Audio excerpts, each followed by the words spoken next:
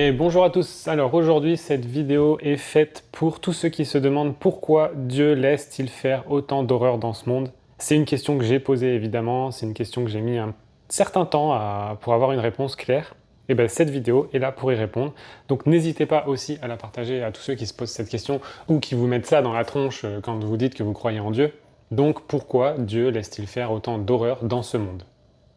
Alors j'ai envie de dire d'abord, tu dis que Dieu n'est pas bon parce qu'il laisse faire toutes les horreurs du monde, et s'il y avait vraiment un Dieu dans ce monde, alors il n'y aurait pas autant de misère et d'horreur. Ok, mais est-ce que tu sais aussi que Dieu a créé des règles et qu'il a justement demandé à ce qu'on les respecte pour éviter tout ça?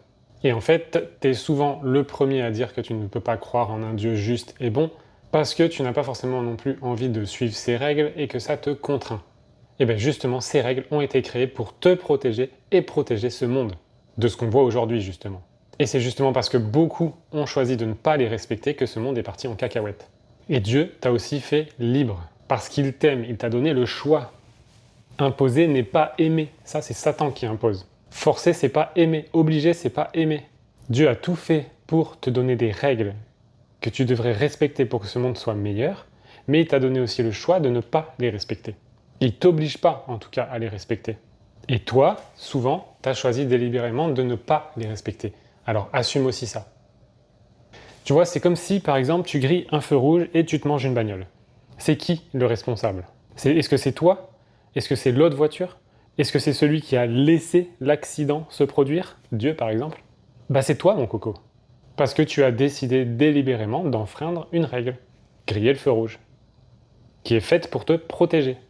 Donc tu ne peux pas critiquer Dieu de ne pas avoir fait ce qu'il faut. Il l'a fait, mais tu as choisi délibérément de ne pas écouter. Et à ton échelle, c'est peut-être pas grand-chose. Tu as peut-être juste volé un bonbon. Tu as menti, par exemple, ou tu as détourné la vérité pour pas assumer tes responsabilités, mais c'était pas grave. Tu as eu de la mauvaise foi, ou tu as menti. Tu as fait du chantage à ton môme pour obtenir ce que tu voulais. Peu importe, tu trouveras ce que tu as fait. Tu trouveras les règles que tu as enfreintes. Et au final, tu remarqueras que c'est les mêmes règles que toi tu enfreins et que nos gouvernements enfreignent et qui sont responsables de toutes les guerres et de toutes les atrocités qu'il y a dans ce monde. C'est juste des humains qui ont choisi de ne pas respecter les règles de Dieu, mais ils sont à de telles positions que les règles que eux enfreignent, ça fait des dégâts énormes sur notre planète. Mais au final, c'est les mêmes règles qui sont enfreintes. Tous sont responsables, toi y compris, et eux encore plus, de la tronche qu'a ce monde aujourd'hui. C'est juste l'échelle qui change, mais c'est les mêmes péchés. Donc maintenant, j'ai envie de te dire, commence par toi. Respecte les règles que Dieu a proposées pour que ce monde soit sain. Propage ce mot et tu verras que le monde sera plus sain. Et tu peux passer ce message d'abord autour de toi et après plus loin. Dieu a mis tout le cadre nécessaire à ce que ce monde soit merveilleux. Mais énormément, une grande majorité des humains ont choisi de ne pas suivre ces règles. Et Dieu le permet. Parce que Dieu n'oblige pas, il n'y a que Satan qui oblige.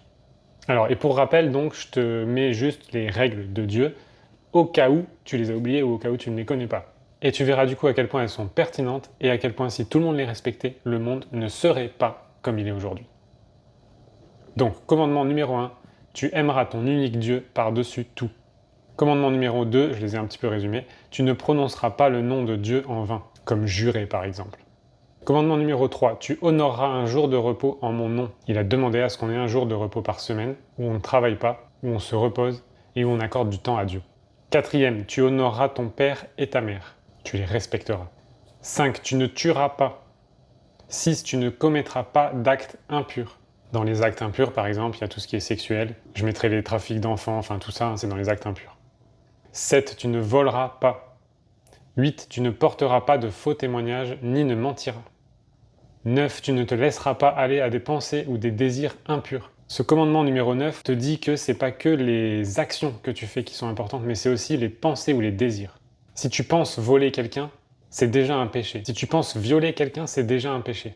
Même si tu passes pas à l'acte. Parce que tes pensées doivent être pures. Et si tu as des pensées impures, c'est sûrement à cause de l'autre. L'ennemi, le diable. Et enfin, commandement numéro 10, tu ne convoiteras pas la propriété d'un autre. Et c'est autant une propriété matérielle qu'un être humain. Si une femme est mariée, tu n'es pas censé la convoiter. Si toi, tu n'es pas marié. Et si tu es marié, tu n'es pas censé convoiter une autre. Dieu a été très clair sur ces règles-là, et je peux te dire que quasiment personne ne les respecte. Que ce soit en acte ou en pensée, souviens-toi. Donc voilà pour les 10 commandements de Dieu qu'on retrouve, ça permet de te rafraîchir un peu la mémoire, et ça tu le trouves dans l'Ancien Testament. Maintenant, Jésus est arrivé dans le Nouveau Testament pour mettre à jour les choses. Et finalement, il a un peu tout résumé en 2 commandements. 2 commandements de base. Aimez votre Dieu et aimez-vous les uns les autres comme je vous ai aimé. Et c'est vrai que si on accordait du temps à aimer Dieu et à s'aimer les uns les autres, comme Jésus, comme Dieu nous a aimés, alors le monde aurait une totale autre face.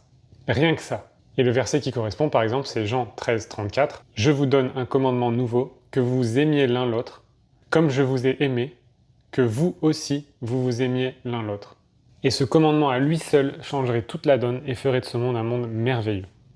Voilà, alors pour répondre à ta question initiale, pourquoi Dieu laisse faire tout ça? Parce que Dieu est amour, Dieu te donne le choix, Dieu donne le choix à tous les êtres humains. Dieu a donné des règles pour nous protéger de Satan et de ce monde, mais pour que ça fonctionne, il faudrait que tout le monde respecte les règles que Dieu a données. Or, c'est loin d'être le cas. Mais c'est pas la faute de Dieu, c'est la faute de chacun d'entre nous. Ça fait réfléchir, non? Donc j'ai envie de vous dire, avant de regarder la paille qui est dans l'œil de votre voisin, regarde donc la poutre qui est dans le tien, et fais de ce monde un monde meilleur, dès maintenant. Amen. Et je vous dis à la prochaine.